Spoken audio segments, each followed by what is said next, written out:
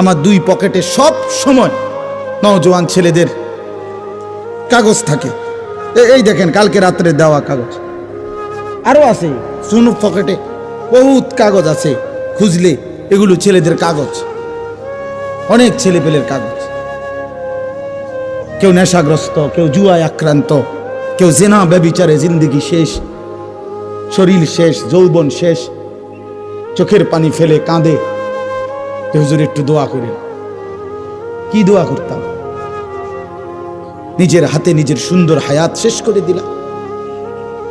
এক নারী দেখতে দেখতে, ছবি দেখতে দেখতে, উলঙ্গ দৃশ্য দেখতে দেখতে, এমন সুন্দর 18 বছর 20 বছরের ছেলে, আরো কত সুন্দর থাকার কথা, 18-20 বছর বয়স না হইতে সাফা সুফা কড়ি মড়ি ভেঙে গেছে কেন?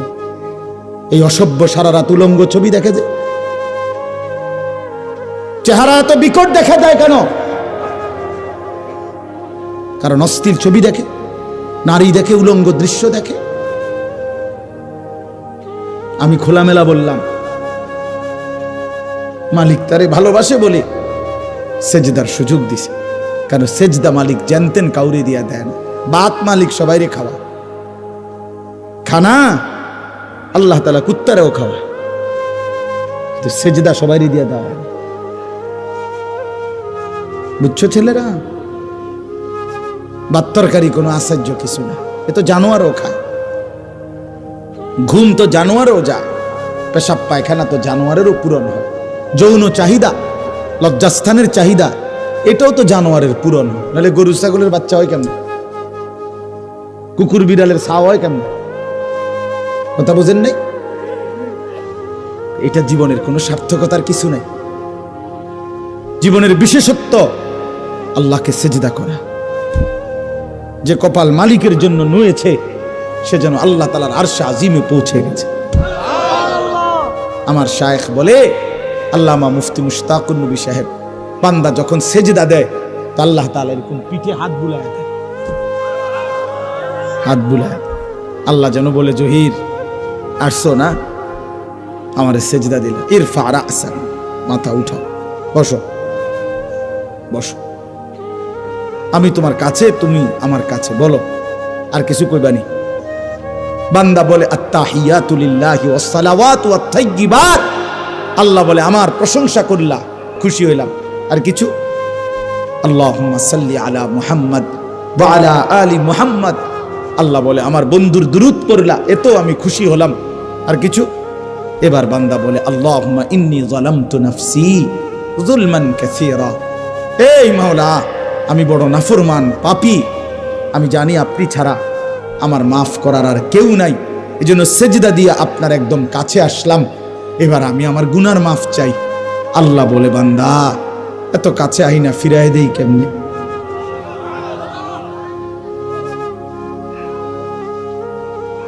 বলস কি বান্দা? দুনিয়ার কোন দানশীল তো দরজায় দাঁড়াইয়া কাকুতি মিনতি করলে দিয়া দেয়, আর সেজদা দিয়ে বান্দা আমার এত কাছে আসলে আমি কেমনে ফিরাই দেই? এটা কি হয়? আমার মতো এমন রহমান, এমন রাহিম আমি ফিরাই দেব কেমনে? যা বান্দা, মাফ দিলাম, মাফ করে। আল্লাহু আকবার। অন্য সালাম ফিরাইয়া একবার কি পড়ে? আল্লাহু আকবার। কেন জানেন? এই জন্য পড়ে, অর্থাৎ বান্দা যেন বলে সালাম ফিরাইয়াই আল্লাহু আকবার, অর্থাৎ বলে, ওই দুনিয়াবাসী, আল্লাহ বড়, আমারে মাফ করে দিছে রে, উনি বড়, ওনার কাছে মাফ চাইছি আমি, উনি আমারে মাফ করেছি। ওনারে সেজদা দিয়া মাফ চাইছি, ওনারে রুকু দিয়া মাফ চাইছি, ওনার প্রশংসা করে মাফ চাইছি, ওনার বন্ধুর দুরূদ পড়ে মাফ চাইছি। এত সুন্দরে গুছাইয়া বলছি, আল্লাহর ফিরাইতে আসছে না, দিছে মাফ করে। এই জন্য চলেন ইনশাআল্লাহ নিয়ত করি আমরা নামাজ পড়বো, ইনশাআল্লাহ নামাজ পড়ব, নামাজ পড়ব। প্রিয় ভাই, এবার তরজমা দেখেন। কাল্লা ইদা দুক্কাতিল আরদু দাক্কান দাক্কা, আল্লাহ তাআলা বলে, বান্দা শুনো, যত লাফালাফি করো দুনিয়া নিয়া, এই সহজ কথা মনে রেখো, একদিন তুমিও থাকবা না, একদিন দুনিয়াও থাকবে না। ইজা দুক্কাতিল আরদু দাক্কাং দাক্কা, একদিন সত্যি সত্যি আমি আল্লাহ এই জমিন চূর্ণ বিচূর্ণ করে ফেল, একবার ভাঙ্গা চুরা পাউডার বানায় ফেল। ইজা রাজ্জাতিল আরদু রাজ্জা, রেজা রেজা পাউডার পাউডার বানায়, ভাঙ্গা চুরা চূর্ণ বিচূর্ণ করে ফেল। তার মানে পৃথিবী একদিন থাকবে না, হাসরের মাঠ কায়েম হবে, বিচারের একটা ময়দান হবে। আল্লাহ কোরআনে বলছে ইয়াউমা ইয়াকুমুন নাসু লিরাব্বিল আলামিন, সেই হাসরের মাঠে সমস্ত মানুষ দাঁড়িয়ে থাকবে, দাঁড়িয়ে থাকবে। আর এই অবস্থায়, এই দাঁড়ানো অবস্থায় ওয়াজা রাব্বুকা, মহান আল্লাহ পাক হাসরের মাঠে কামা ইয়ালিকু বিশানিহি, তার শান অনুপাতে উপস্থিত হবেন। ওয়াল মালাকু সাফফান সাফফা, কোটি কোটি ফেরেশতা সারিবদ্ধভাবে চারপাশে দাঁড়ানো থাকবে।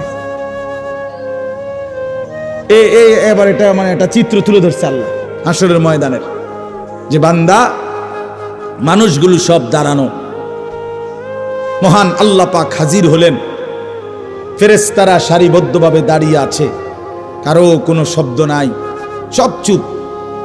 এই অবস্থায় এই প্রথম হাসরের ময়দানে সবাই চুপ থাকবে, এটাই তাফসীরে আছে। প্রথম কেউ কোনো শব্দ করবে না। ওয়াজিআ ইয়াউমাইদিন বিজাহান্নাম, এরপরে আল্লাহ পাক বলতেছেন আমার ফেরেশতারা আগুনের শিকলের মধ্যে বাইধা, 70,000 আগুনের শিকলে বাইধা কোটি কোটি ফেরেশতা জাহান্নামটাকে টেনে হাসরের ময়দানে হাজির করবে। ওয়াজিআ ইয়াউমাইদিন বিজাহান্নাম, দেখে রেখে কোনো ব্যাখ্যার দরকার নাই, কিচ্ছুর দরকার নেই, আপনি এই বাংলা শুনলেই সারব, কোনো ব্যাখ্যার কিছু নেই, স্বাভাবিক তর্জমাই যথেষ্ট। জাহান্নামকে ফেরেশতারা টেনে আনবে। হাদিসের মধ্যে আছে নবীজি সাল্লাল্লাহু আলাইহি সাল্লাম বলেন, এই আর অল্প একটু মনোযোগ দেন, এই জাহান্নামকে যখন আনবে কোটি কোটি মানুষ, ওই যে এখানে সাউন্ড বক্স এটা দেখা যায়নি, কথা বলেন না কেন, এই মনে করেন এরকম আনছে। আনার পরে নবীজি বলেন জাহান্নামের ভিতর থেকে আগুনের একটা তীব্র গর্জন, সাগরের ঢেউ।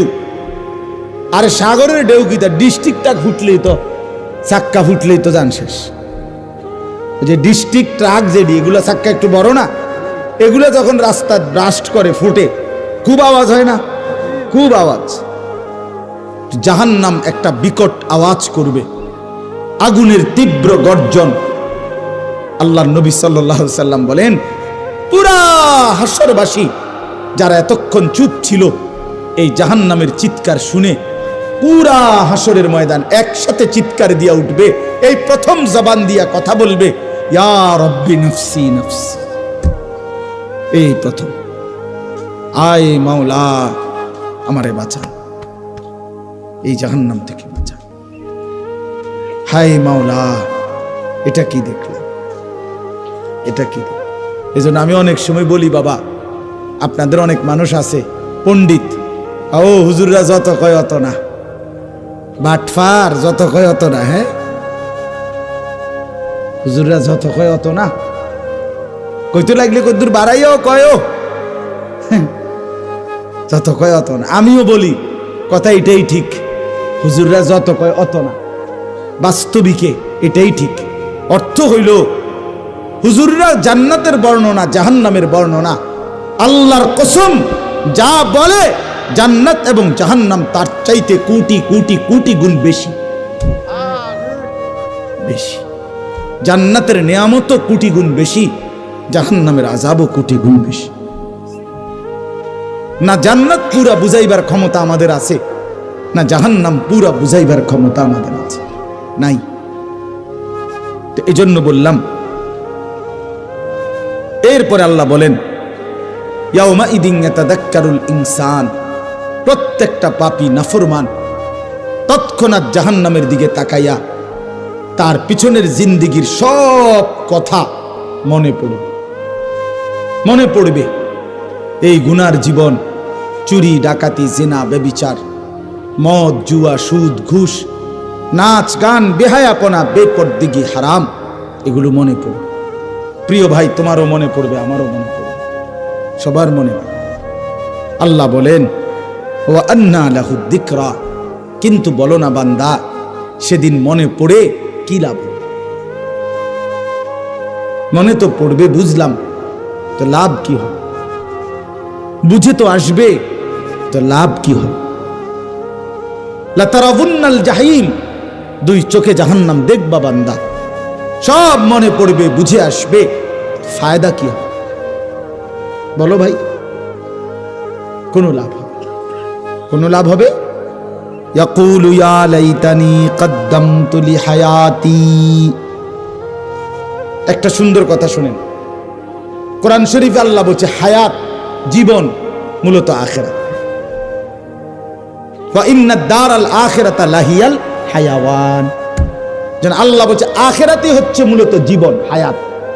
এখন এটা মূলত হায়াতে না, কারণ এটা যেহেতু প্রতি সেকেন্ডেই গর্দানের কাছে মৃত্যু আমারে তাড়া করে, তো আমার হায়াত কি আছে? কথা বোঝেন না? আমি তো জানি না কমপক্ষে 10 সেকেন্ডের কোনো নিরাপত্তা নাই, 10 ঘন্টার কোনো কি নাই, নিরাপত্তা নাই, নিশ্চয়তা নাই, তো এটা কি এর হায়াত? এটা কি এর হায়াত যেটা প্রতি সেকেন্ডে আমারে কি করে ফেলতে পারে? মৃত্যু আইসা থামাই দিতে পারে। এটা কোন একটা হায়াত হইল?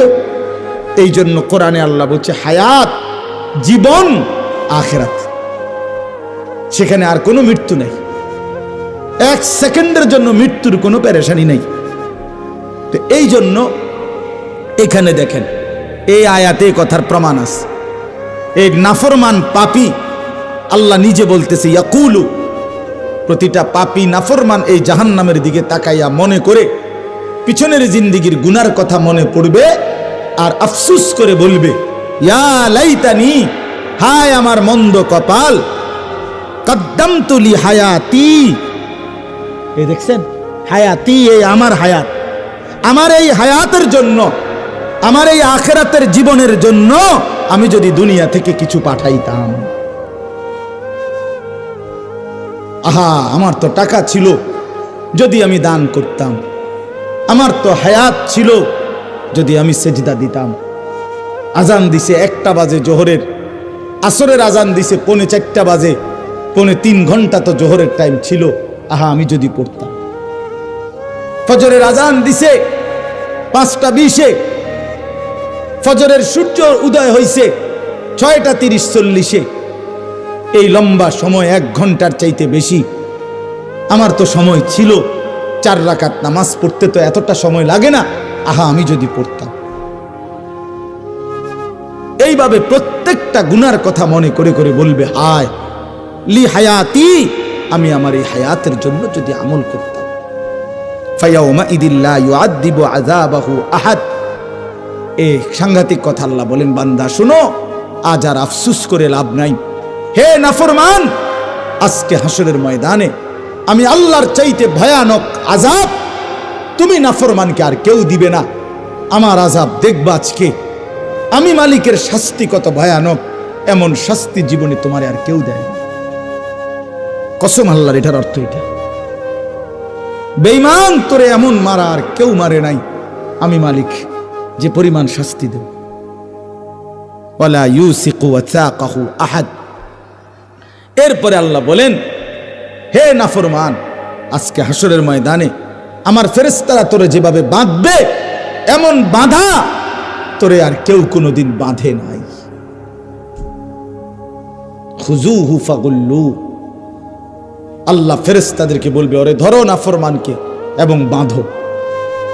ফাগুল্লুহু অর্থ তাকে কি করো?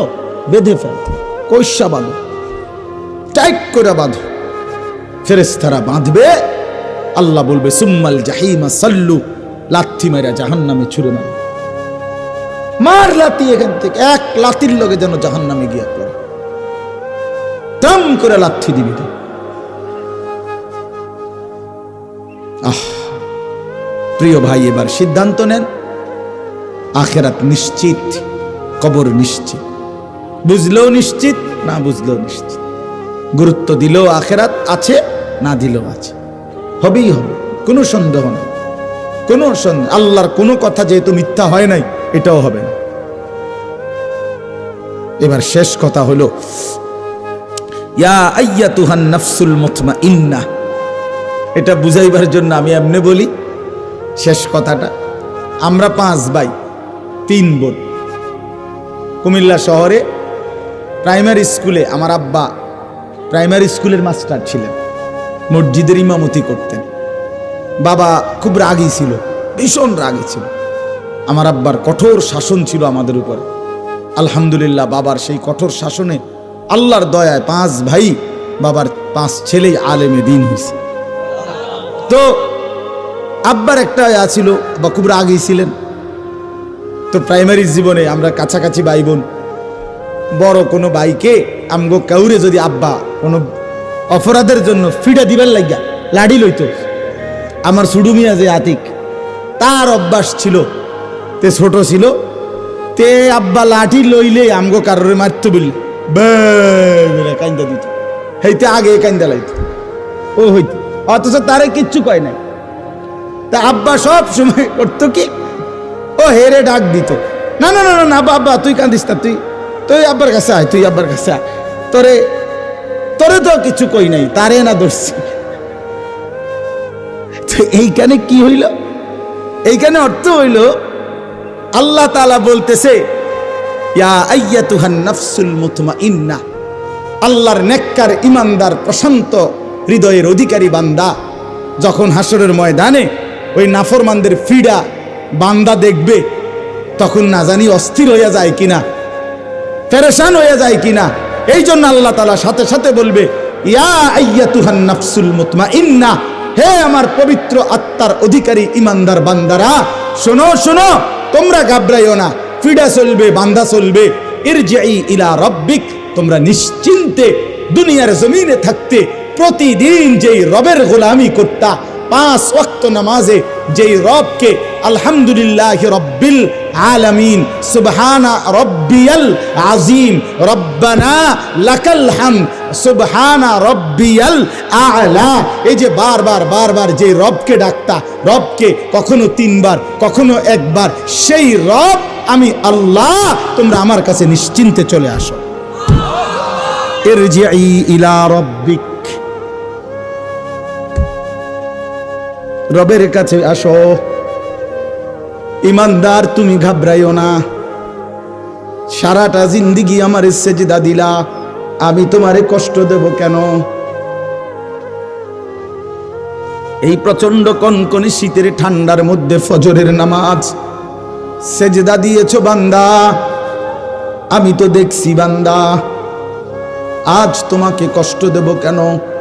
ইরজিই ইলা রাব্বিক, আমি রবের কাছেই আসো, আমার কাছে। রাদিয়াতাম মারদিয়া, আল্লাহ বলে তুমি ঘাবড়াইও না, তুমিও আমার উপরে রাজি, আমি আল্লাহও তোমার উপরে রাজি। हम यहाँ से तुम वहाँ से, दोनों जानिब से इशारा हुआ। এখান থেকে বান্দা বলে, আল্লাহ আমি আপনাকে ভালোবাসি, আর শাজিম থেকে আল্লাহও বলে, বান্দা আমিও তোকে ভালোবাসি। निकल जाए दम तेरे कदमों के नीचे, यही दिल की हसरत, यही दिल की आरज़ू है। या अय्यतुहन नफ्सुल मुतमइन्ना, इरजिई इला रब्बिकी रादियाताम मारदिया। আল্লাহ বলে, প্রিয় বান্দা আমার ঘাবড়াইও না, সেই মনিব মহান রবের কাছে আসো, আমিও রাজি তুমিও রাজি। ফাদখুলি ফি ইবাদি, আমার আরো নেককার ইমানদার বান্দা আছে, ওইদিকে দেখো জুনায়েদ বাগদাদিও আছে, বাইজিদ বুস্তামিও আছে, ওইখানে গিয়া দেখো আব্দুল কাদের জিলানী আছে, আবু বকর, ওমর, ওসমান, আলী, ওরা সব দাঁড়ায় আছে, সব অপেক্ষা করছে, তুমিও তাদের সাথে ঢোকো। ওয়াদখুলি জান্নাতি, কিছুক্ষণের মধ্যেই আমার জান্নাতের ফেরেশতারা আসবে, সসম্মানে আমার জান্নাতে তাদের সাথী হয়ে ঢোকো। ওয়াদখুলি জান্নাতি, মাওলা বলবে আমার জান্নাতে ঢোকো। তাফসীরের কুরতুবিতে লিখছে, কোন ইমানদার যখন আল্লাহ বলবে আমার জান্নাতে ঢোকো, ওয়াদখুলি জান্নাতি, তাফসীরের মধ্যে লিখছে ইমানদার চিৎকার দিয়ে বলবে মাওলা আমার 60 বছরের মেহনত অর্জন হয়ে গেছে, আমি পাইছি মালিক, আপনি যে বলছেন আপনার জান্নাতে ঢুকতাম, এতেই আমি সব পেয়ে গেলাম। ওয়াদখুলি জান্নাতি। চলো বন্ধু ভালো হয়, আল্লাহকে নারাজ না করো, আল্লাহকে নারাজ করে সুখ হয় না। আল্লাহ আমাদেরকে মাফ করে দেন। তাইলে আমরা কি শুনলাম? ফজরের নামাজ পড়বো ইনশাআল্লাহ। নওজোয়ান ছেলে তোমরা কও ভাই ইনশাআল্লাহ বলো। প্রত্যেকের কাছে অনুরোধ, ইমানদার হিসাবে 5 ওয়াক্ত নামাজ পড়া আমাদের জিম্মাদারি, আমাদের জিম্মাদারি। আল্লাহ তাআলা আমাদের সবাইকে তৌফিক দেন। আজকের এই মোবারক মাহফিল আল্লাহ তাআলা কবুল করে নেন, এই ইন্তেজামের মধ্যে বরকত দান করেন। ওলামায়ে কেরাম যথারীতি বয়ান করবে, আরো ইনশাআল্লাহ পুরা সবগুলো বয়ান শুনে দোয়া মুনাজাত করে যাওয়ার চেষ্টা করেন। আল্লাহ আমাদেরকে তৌফিক দেন, কবুল করেন, আমিন। সুবহানাল্লাহ।